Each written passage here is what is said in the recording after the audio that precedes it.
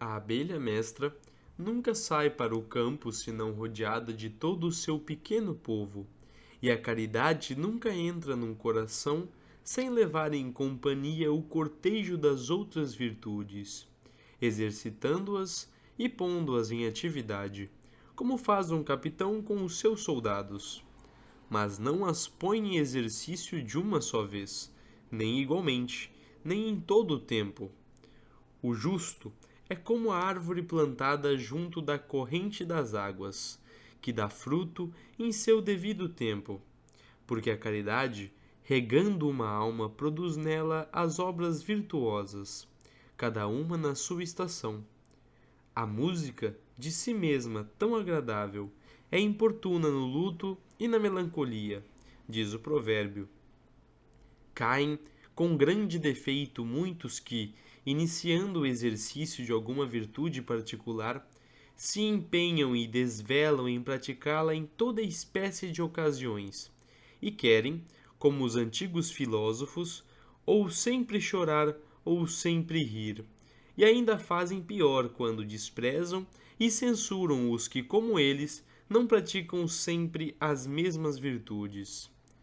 É preciso alegrar-se com os que se alegram e chorar com os que choram, diz o apóstolo. E a caridade é paciente, benigna, liberal, prudente e condescente. Todavia, há virtudes cuja prática é quase universal e que não devem exercitar-se apenas nas suas operações próprias, mas devem revestir de suas propriedades atos das outras virtudes. Não se oferecem frequentemente ocasiões de praticar a fortaleza, a magnanimidade e a generosidade, mas a mansidão, a temperança, a honestidade e a humildade são tais que todas as ações da nossa vida devem ser delas imbuídas e impregnadas. Há virtudes mais excelentes do que elas, mas o uso destas é mais necessário.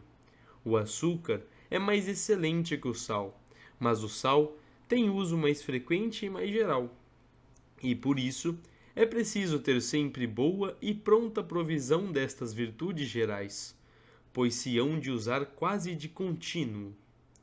Na prática das virtudes, devemos proferir o que é mais conforme às nossas obrigações, e não o que mais se casa com o nosso gosto.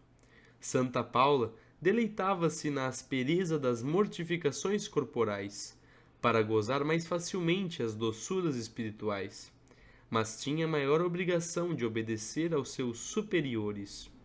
E por isso, São Jerônimo confessa que ela era repreensível pelas excessivas abstinências que fazia contra o conselho do seu bispo.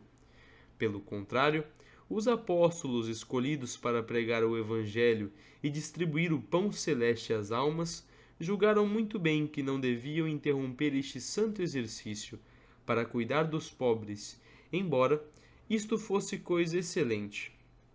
Cada estado precisa praticar alguma virtude especial. Umas virtudes são próprias do prelado, outras do príncipe, outras do soldado, aquelas da mulher casada, ainda outras da viúva. E ainda que todos devem ter todas as virtudes, contudo, nem todos devem praticá-las da mesma maneira, mas cada um deve em particular consagrar-se às que demanda o gênero de vida a que é chamado. Entre as virtudes que não dizem respeito aos nossos deveres particulares, convém proferir as mais excelentes, e não as mais chamativas. Ordinariamente, os cometas parecem maiores do que as estrelas, e avultam mais à nossa vista. Entretanto, não são comparáveis com as estrelas, nem em grandeza, nem em qualidade, e se parecem maiores, é porque estão perto de nós, e num fluido muito mais denso e grosseiro que o das estrelas. O mesmo se dá com certas virtudes, que por estarem perto de nós e serem sensíveis, e se assim é preciso dizer materiais, são sobremaneira estimadas e sempre proferidas pela maioria da gente, que comumente prefere a esmola temporal à espiritual, o cilício, o jejum, a nudez, a disciplina e as mortificações do corpo, a doçura, a bondade, a modéstia e as outras mortificações do coração, que, aliás, são muito mais excelentes. Escolhe, pois, Filoteia, as virtudes melhores e não as mais estimadas, as mais excelentes e não as mais aparatosas, as melhores e não as mais formosas de aparência. É bom que cada um escolha um exercício particular de alguma virtude, não para pôr de lado as outras, mas para conservar o seu espírito mais ordenado e ocupado. Uma formosa donzela mais resplandecente que o sol, ornada e ataviada como rainha, e cingido de uma coroa de oliveira, apareceu a São João, bispo de Alexandria, e disse-lhe: Eu sou a filha primogênita do rei. Se és capaz de conquistar a minha amizade, eu te levarei à sua presença. Reconheceu o santo que esta era a misericórdia para com os pobres, que Deus lhe recomendava. De modo que a seguir começou a praticar esta virtude, com tal fervor que por isso mesmo é em toda parte chamado São João Smoller, eulógio alexandrino, desejando fazer algum serviço particular a Deus, e não se achando com forças suficientes para abraçar a vida solitária, nem para se pôr debaixo da obediência de outrem. Abrigou em sua casa a um pobre miserável, coberto e quase roído de lepra, para com ele praticar a caridade e a mortificação, e para o fazer mais dignamente e com maior mérito. Fez voto de o honrar, tratar e servir como um criado faria com o seu amo e senhor. E aparecendo tanto ao leproso como a Eulógio a tentação de se apartarem um do outro, dirigiram-se ao grande Santo Antão, que lhes disse: Evitai a todo custo, meus filhos, separar-vos um do outro, porque estando ambos perto do fim, se o anjo não vos encontra juntos, correis grande perigo de perder as vossas coroas. O rei São Luís visitava como se para isso fosse assalariado os hospitais e tratava os doentes por suas próprias mãos. São Francisco amava acima de tudo a pobreza, a que chamava a sua dama. São Domingos, a pregação da qual a sua ordem tomou o nome. São Gregório Magno comprazia-se em tratar desveladamente os peregrinos, a exemplo do grande Abraão, e como este recebeu o Rei da Glória em forma e disfarce de peregrino. Tobias exercitava-se na caridade de enterrar os mortos. Santa Isabel, com ser tão excelsa princesa, amava sobretudo o abatimento de si mesma. Santa Catarina de Gênova, tendo ficado viúva, dedicou-se ao serviço dos hospitais.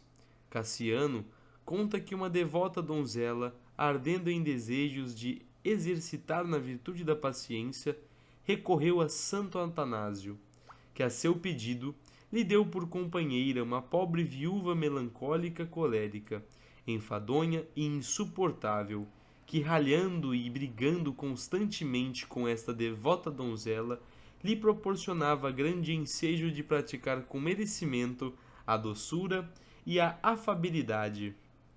Assim, entre os servos de Deus, uns consagram-se a servir os doentes, outros a socorrer os pobres, outros a procurar o progresso da doutrina cristã entre as crianças, outros a reconduzir ao aprisco as almas perdidas e transviadas, outros a adornar os templos e compor os altares, e ainda outros a fomentar a paz e concórdia entre os homens. E nisto imitam os bordadores que, sobre diversos fundos, dispõem com formosa variedade as sedas, o ouro e a prata, para fazer toda a sorte de flores, porque, da mesma maneira, estas almas piedosas que começam algum exercício particular de devoção, servem-se dele como de fundo para o seu bordado espiritual, sobre o qual praticam a variedade das demais virtudes, tendo assim as suas ações e afetos mais perfeitamente unidos e ordenados pela relação que têm com o exercício principal, e assim manifestam a sua alma, com vestido de ouro que de 1000 cores, a agulha esmalta, recamando flores. Quando somos assaltados e combatidos por algum vício, é preciso, na medida do possível, abraçar a prática da virtude contrária, referindo a ela as demais, porque por este meio venceremos o nosso inimigo e não deixaremos de progredir em todas as virtudes. Se sou combatido pelo orgulho ou pela cólera, é preciso que em todas as coisas me incline e dobre para o lado da humildade e da doçura, e que a tal intento faça servir os outros exercícios da oração, dos sacramentos, da prudência, da constância, da sobriedade, porque assim como os javalis para aguçar as suas presas, as esfregam e afiam contra os outros dentes, que também, por sua vez, ficam todos muito afiados e cortantes.